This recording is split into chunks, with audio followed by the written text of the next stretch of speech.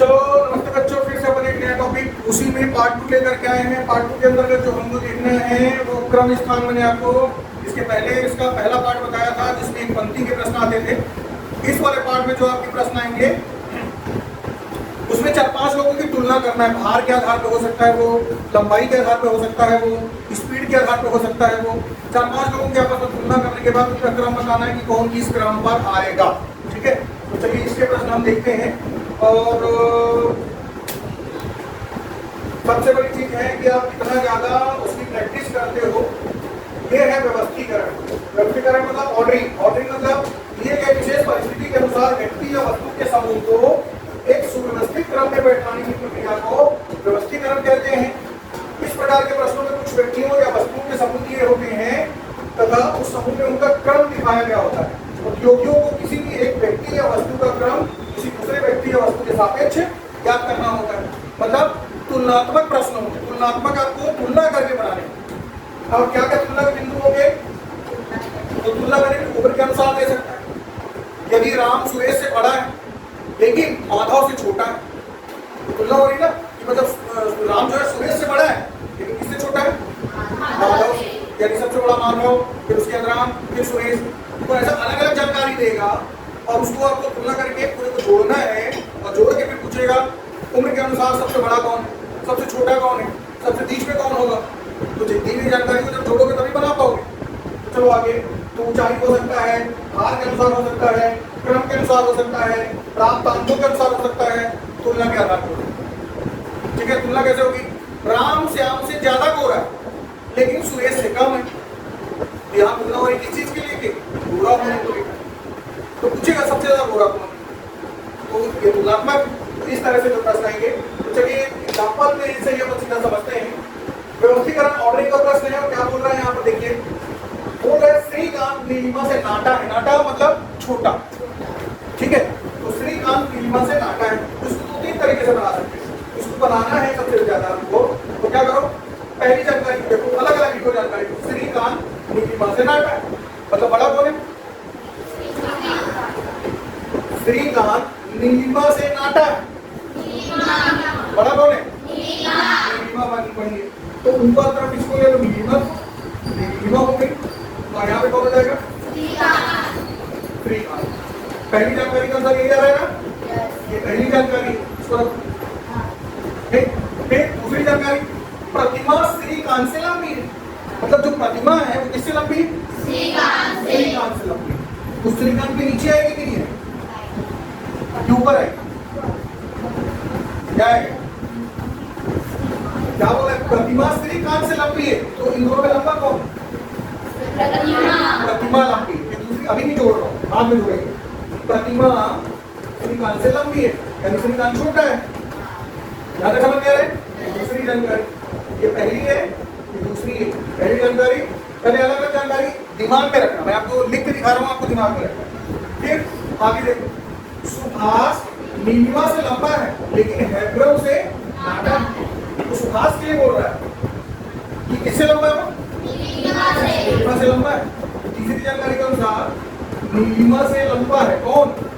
सुभाष। लेकिन किससे नाटा है?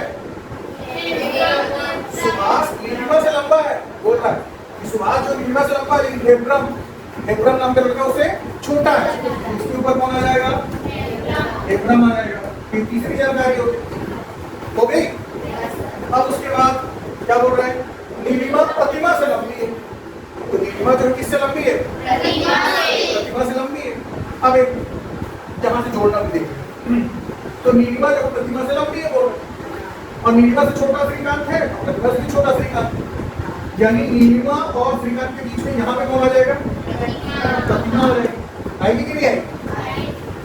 अब यहाँ के अंदर बाद में सबको मिलाना जब बन जाएगा जानकारी सही है कि नहीं। अब आगे और ये लाइन जो यदि इन सबों को ऊंचाई के क्रम में कतार में खड़ा किया जाए तो सबसे मध्य में कौन होगा? ऐसे पूछा। अब इस जानकारी को जोड़ो। तो नीलिमा से बड़ा कौन है? सुभाष। यहाँ नीलिमा से बड़ा कौन हो जाएगा? सुभाष हो जाएगा। और सुभाष से बड़ा कौन है? ये हेब्रोन। अब देखो ये पहला ऊंचाई है सबसे बड़ा, दूसरे नंबर पे, तीसरे नंबर पे और प्रतिमा चौथे नंबर पे, श्रीकांत जम गए। पूछा क्या है, इनमें से कतार के ठीक मध्य में कौन है, बीचों बीच नीलिमा। तो उसका ऑप्शन हमको दिया होगा ये यहाँ दो तरीके से बनाया है। एक तरीका ये हेब्रम सबसे बड़ा है, हमने भी बनाया हेब्रम सबसे बड़ा, सुभाष नीलिमा बीचों बीच मध्य में प्रतिमा फिक्स निकाल।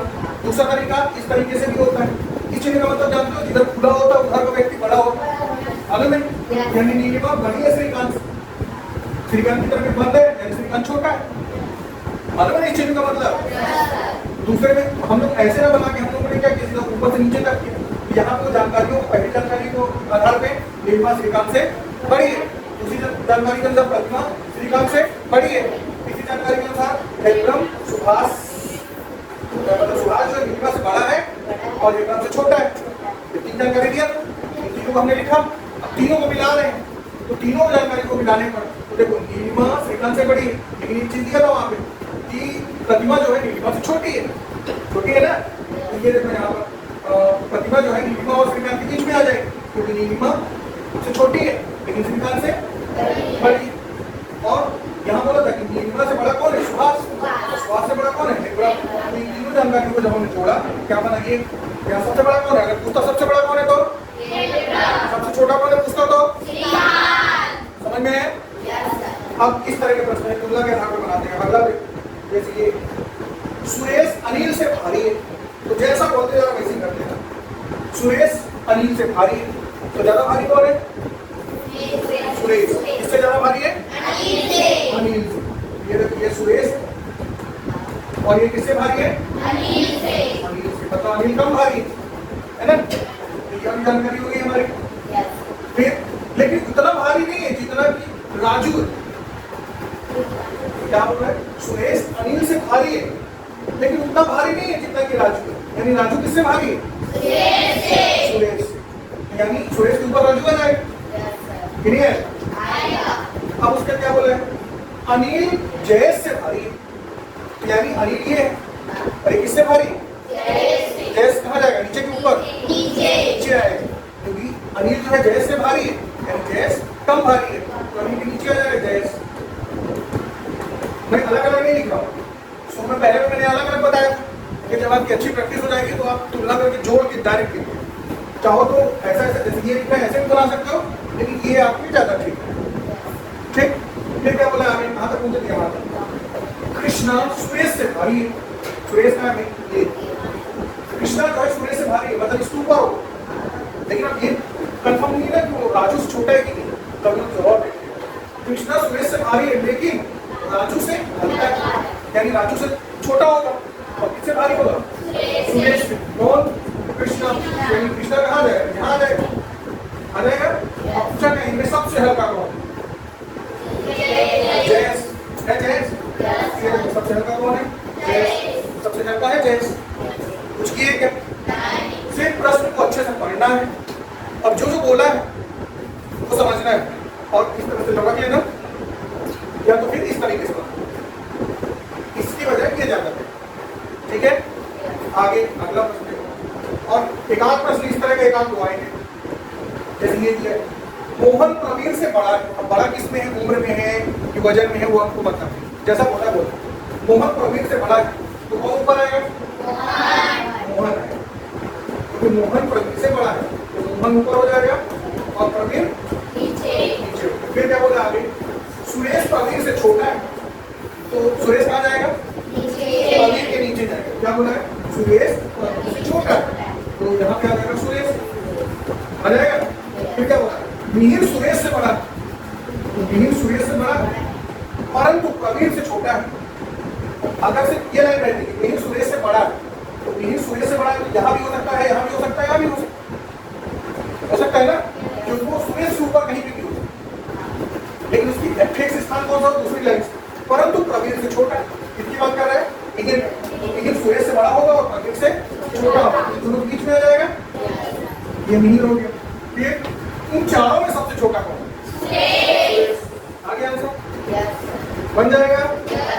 तो उम्र के अनुसार बोले या वजन के अनुसार बोले या तो हाइट के अनुसार बोले, तुलना करके इस तरह के प्रश्न को बनाना है। तो इसका आंसर मुझे बता दो और इसके प्रश्न में भेजूंगा। आप बनाओगे, ये मैं आपको प्रैक्टिस के लिए प्रश्न भेजूंगा, अलग अलग टाइप के 5 वर्ग की एबीसीडी एक पंक्ति में बैठे हैं, ये प्रश्न नहीं होता। इसको मैंने नहीं पढ़ाया है तो इसको बाद में बनाना। आप मुझे बताओ क्या क्वेश्चन नंबर 3 5 वर्ग के, ये भी आपके उसके लिए नहीं है, इसको भी रुक जाएगी। ये वाला बताइए चौथा बताओ, फटाक से बताओ और हाथ बस उठाएंगे जिसका बन जाएगा। चौथे नंबर का क्वेश्चन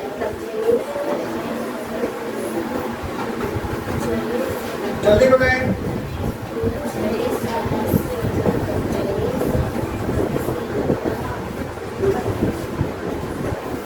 जयेश रमेश से लंबा है,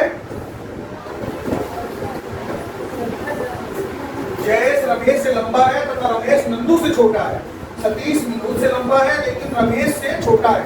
नंदू जयेश से छोटा है, तो पूछा सबसे लंबा कौन? जो बना लिया मतलब वो इस तरह के प्रश्नों को चुटकियों में कर लेगा। आगे किसी का आंसर? किसका आया?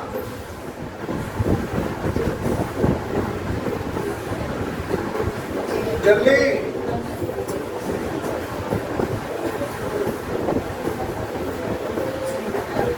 जो बोला है वो करते जाओ। किसका आ गया?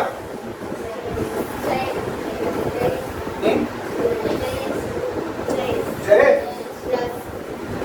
और सभी का जयेश आ रहा है, बना के देखते हैं। जयेश रमेश से लंबा है, ये हुआ जयेश किससे लंबा है? रमेश से। रमेश छोटा होगा जयेश से, फिर तथा रमेश नंदू से छोटा है, तो रमेश नंदू से छोटा है, तो नंदू रमेश क्यों नीचे? रमेश नंदू से छोटा है मतलब नंदू रमेश से बड़ा होगा, या तो नंदू यहाँ पे आएगा और यहाँ पे भी आ सकता है। नंदू से छोटा है रमेश, यहाँ बोला रमेश नंदू से छोटा है, तो नंदू जो होगा वो रमेश से बड़ा होगा, अभी तो रमेश नंदू छोटा होगा ना, तो यहाँ पे भी आ सकता है, यहाँ पे भी आ सकता है। अभी उनको आगे देखते हैं। सतीश विनोद से लंबा है, तो सतीश विनोद से लंबा है लेकिन रमेश से छोटा है। अब देखो रमेश से छोटा है कौन? हाँ सतीश जो है विनोद से लंबा है, तो ये विनोद हो गया और ये सतीश हो गया। तो सतीश विनोद से लंबा है लेकिन किससे छोटा है? रमेश से छोटा है। ये चीज हो गई। आगे दिया नंदू जयेश से छोटा है, तो नंदू जयेश से छोटा, तो नंदू के 2 स्थान बन रहे थे, तो रमेश से बड़ा था, यहाँ पे भी हो सकता था, यहाँ पे भी हो सकता है। इंग्लिश लाइन से क्लियर हो गया कि नंदू जयेश से छोटा है, यानी नंदू को कहाँ होना पड़ेगा? यहाँ पे होना पड़ेगा। सबसे बड़ा कौन है? जयेश। समझ में आया? बन जाएगा। आप बोलता मध्य में कौन है? रमेश। सबसे छोटा कौन है? कुछ भी प्रश्न पूछ सकते हैं, ध्यान से पढ़ना है, बनाना है, मतलब इस तरह के प्रश्न आप लोग से बन जाएंगे। तो चलो मैं ये स्लाइड को भेज दूंगा पीडीएफ के रूप में, इसको घर में प्रैक्टिस करोगे बना के, और जो नहीं बनेंगे प्रश्न उनको लेकर के आओ, ठीक है? तो best of luck, next class में मिलते हैं।